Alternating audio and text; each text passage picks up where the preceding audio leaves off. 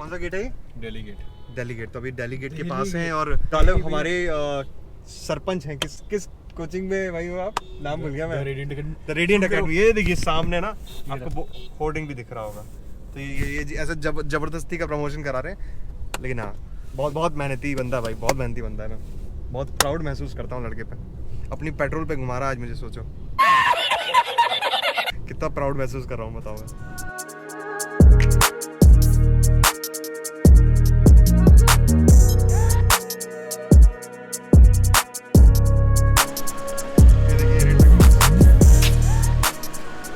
चलिए sir. 2 ticket क्यों है? 330 की है और ये पार्किंग की अलग है। पार्किंग की नॉर्मल बंदेज की टिकट से ज़्यादा है।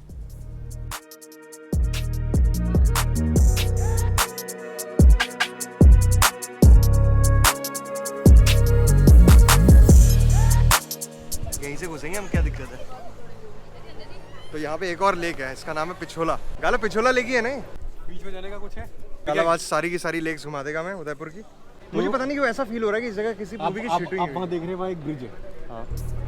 सामने दिख रही इस लेक को पिछोला लेक के नाम से जाना जाता है, जिसके एक तरफ तो पैलेस है और दूसरी तरफ काफी सुंदर सुंदर रेस्टोरेंट्स हैं। इसकी रात की ब्यूटी हम आपको नेक्स्ट वीडियो में दिखाएंगे।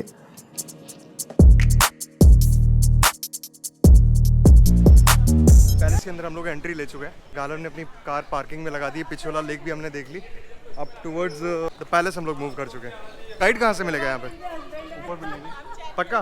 वैसे जितना ये प्राइस ले रहे हैं टिकट का, उसमें इनको ना जैसे वीडियो टूर होता है ना, कहीं पे ऑडियो गाइडेड टूर होता है, वो इंक्लूड करना चाहिए। साइड हो जाना। So per person they are charging somewhere around 350 rupees. And car के लिए भी सेम है। कार के लिए भी 350 रुपये से हम लोग चार्ज कर रहे हैं मतलब। अभी ऐसे लास्ट टाइम मैं एक बर्थडे पे आया था यहाँ पर। अच्छा, नहीं मैं पैलेस की बात कर रहा हूँ। पैलेस देखने तो लास्ट टाइम कब आया? पैलेस में ही बर्थडे था किसी का, अच्छा, तो यहाँ के रात को आए थे। वो याद नहीं रहेगा इसको ना। अब मैं बोलूँगा तो बोलेगा आग लगा रहे हैं मेरे।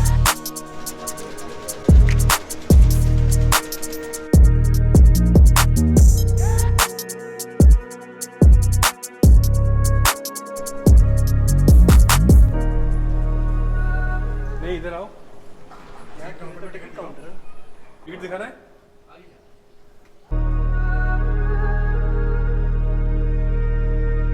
ये सा इनको निवास के लिए दिया गया, बाकी सा ये घूमने के लिए दिया गया। तो सामने वो अभी भी रहते हैं ना?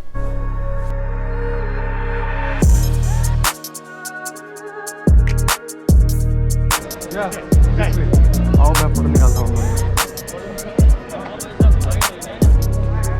मैं देख रहा था 5 से 6 हो, 5 जनों तक 300 है, 6 से 10 हो तो 350। आपका नाम क्या है? नितिन। टोटल टाइम कितना लगेगा अपन को टोटल घूमने में पूरा? 1 घंटा। 1 घंटा लगेगा ना भाई? थोड़ा सा हो सकता है स्लो हो जाए, बिकॉज मैं थोड़ा शूट करते करते घूमूंगा। सर एक पार्टी और आ रही मेरे भी 1 घंटे का। तो किसी और से बात फिर कोई हाँ, किसी और हाँ ठीक है, वो कोई दिक्कत नहीं। चलो है भैया कोई अवेलेबल? आप up to 1.5 hours, there is no problem. ठीक है। If you require more times, then my charges will be more. You need to pay me more. हाँ, that's completely fine. Simple philosophy. So that's what I'm saying. Now see, if you're willing to spend more time Yeah. paying, that's not an issue from my side. अंदर record Allowed नहीं है? पे करके भी नहीं है? नहीं। इससे नहीं होगा, मोबाइल से तो होगा। हाँ तो मोबाइल से कर लेंगे। हाँ ये कोई दिया बाहर रख लेंगे भाई, कोई टेंशन। मोबाइल से ये भी कैमरा नहीं है, एक्शन कैम है ये तो। हम पूछ लेंगे। we'll ask हाँ ठीक है, कोई them. दिक्कत नहीं, कोई दिक्कत।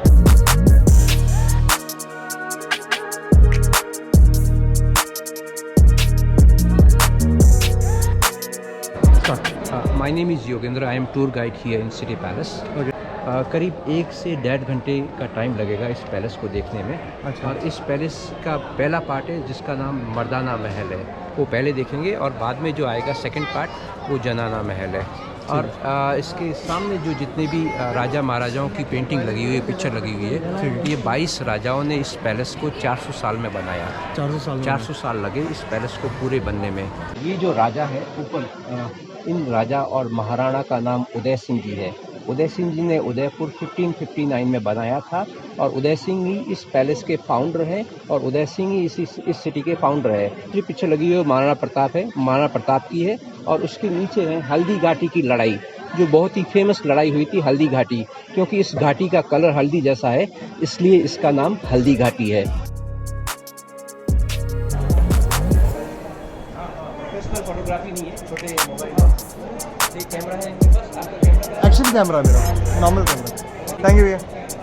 ओके, बैगेज चेक होगा यहाँ पे DV।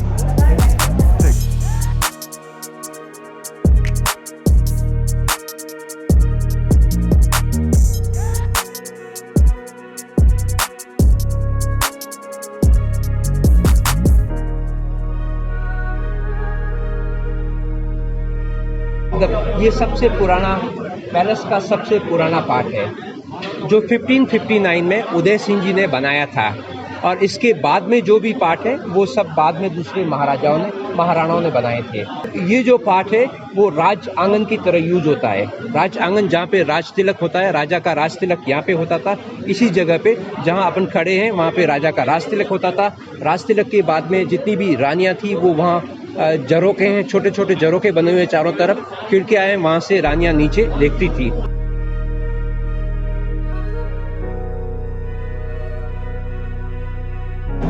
तो मित्रों ये महाराणा प्रताप का भाला है, सारे कवच वगैरह जो वेपन्स है जो उन्होंने यूज किए थे, राइट। 7 फुट 5 इंच के महाराणा प्रताप अपने साथ 80 केजी का भाला, 25-25 केजी की 2 तलवारें और 80 केजी का कवच लेके चलते थे। इस विशालकाय व्यक्ति के हैवी बिल्ड का आप सिर्फ अनुमान लगा सकते हैं। इसके दरवाजे बहुत ही छोटे हैं और सीढ़ियाँ ऊंची ऊंची बड़ी बनी हुई है। ये सब उसके लिए बनी हुई थी ताकि दुश्मन की सेना आ जाए तो एक एक करके अंदर आ जाए। सिक्योरिटी पर्पज से ये ऐसा बना हुआ था।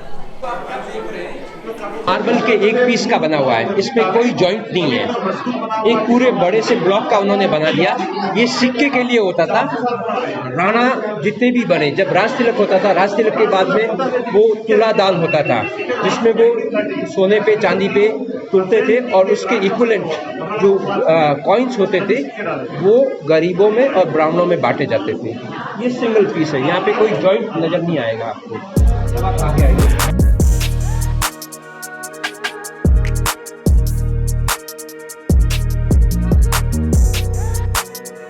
आज टेक्नोलॉजी इतनी एडवांस है कि आप दूसरे व्यक्ति से सिर्फ एक कॉल भर की दूरी पर हैं, लेकिन पुराने समय में ऐसा नहीं था। तब ना ही जीमेल था, ना ही था तार, तब था पीमेल यानी पिजन मेल। उस समय कबूतरों पे संदेश बांधकर एक जगह से दूसरी जगह पहुंचाया जाता था और इन कबूतरों को एक डायरेक्शन में फ्लाई करने के लिए ट्रेन किया जाता था। यह वह जगह थी जहाँ पे एक कबूतर विश्राम करते थे ताकि एनिमी अटैक या फिर इमरजेंसी आने पर इनका प्रयोग किया जा सके। 12 दिसंबर 1911 ये वह समय था जब किंग जॉर्ज V इंडिया आए हुए थे। उस समय उन्होंने दिल्ली में एक दरबार का आयोजन किया जिसमें सारे रूलिंग प्रिंसेस को बुलाया गया। सभी इसमें सम्मिलित हुए, मगर एक शख्स जिन्होंने इसमें जाने से मना कर दिया वह थे महाराणा फतेह सिंह। ऐसा उन्होंने अपने वंश की गौरव की रक्षा के लिए किया। इसी कारण उस दरबार में एकमात्र उनकी कुर्सी खाली रही। सामने दिख रही ये कुर्सी वही कुर्सी है और पीछे पेंटिंग में दिख रहे घोड़े उन्हें ब्रिटिशर्स ने तोहफे में दिए थे।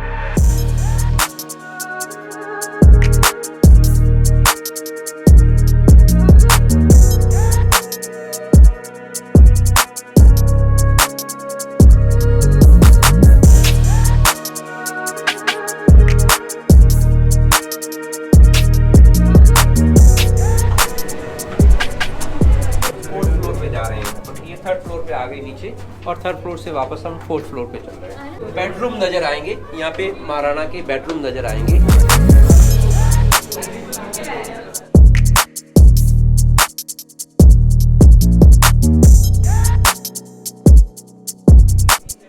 जगह जगह महल की दीवारों पर आपको सुंदर कलाकृति एवं चित्रकारी देखने को मिलेगी। साथ ही साथ यहाँ आपको देखने को मिलेगा अमेजिंग ग्लास वर्क जो कि इस महल के कई सौ साल पुराने गौरवशील इतिहास को दर्शाता है। दोपहर होने के साथ साथ महल में भीड़ बढ़ती जा रही थी। अब हमने डिसाइड किया कि फटाफट से बाकी हिस्से कवर करते हैं। तो ये वही जगह है जहाँ पे ईशा अंबानी की शादी हुई थी। आप मेरे पीछे जो एक कोर्टयार्ड देख रहे हैं ना पीछे की साइड में, इसी जगह पे ईशा अंबानी की शादी हुई थी। अच्छा, रवीना टंडन की यहाँ शादी हुई थी और विजय बोल रहा है कि वो भी अपनी शादी यहीं करने वाला। क्यों? सही कह रहा है विजय? लोन लेके कर लेंगे। अबे लोन क्यों भाई, कैसी बातें कर रहे हैं? जिंदगी इतने बड़े बड़े काम कर रहे हैं, लोन लेके करेंगे? सामने दिख रहे इस ओपन एरिया में कई सेलिब्रिटीज ने शादी की है, जिसमें नील नितिन मुकेश, ईशा अंबानी, कंगना रनौत के ब्रदर, निहारिका कौंडिल्या और भी कई सेलिब्रिटीज शामिल हैं। यहाँ शादी करने का मिनिमम बजट है 30 से 60 लाख रुपए। तो अगर आप भी एक रॉयल वेडिंग चाहते हैं तो इस डेस्टिनेशन को चूज कर सकते हैं। अब बारी थी ग्राउंड फ्लोर पे बने हुए म्यूजियम को देखने की, जहाँ पर यहाँ के राजवंश द्वारा प्रयोग में लाए जाने वाले ढेर सारे आर्टिफैक्ट्स रखे हुए थे। एंड बिलीव मी, इसे देखकर यहाँ की शान और शौकत का अंदाजा लगाया जा सकता है।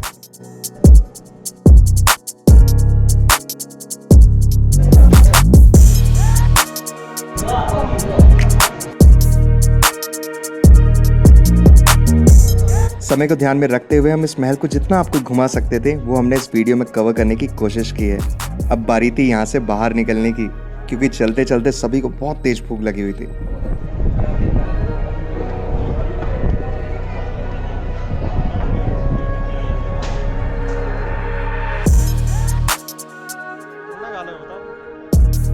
इस वीडियो में बस इतना ही। अगली वीडियो में हम आपको लेके जाएंगे नटराज, जहाँ पे हमने खाई महाराजा थाली। उसी के साथ साथ आपको लेकर जाएंगे अंबारी घाट, जहाँ पे कई फेमस मूवीज की शूटिंग हुई है। तो चलिए मिलते हैं आपसे अगली वीडियो में। 96366 32422. This is my contact number, even WhatsApp number. Even WhatsApp number, right? Thank you very much. Sure. Thank you, भैया. Thank you. Bye, भैया. Bye. Bye. Have a good day. Same to you.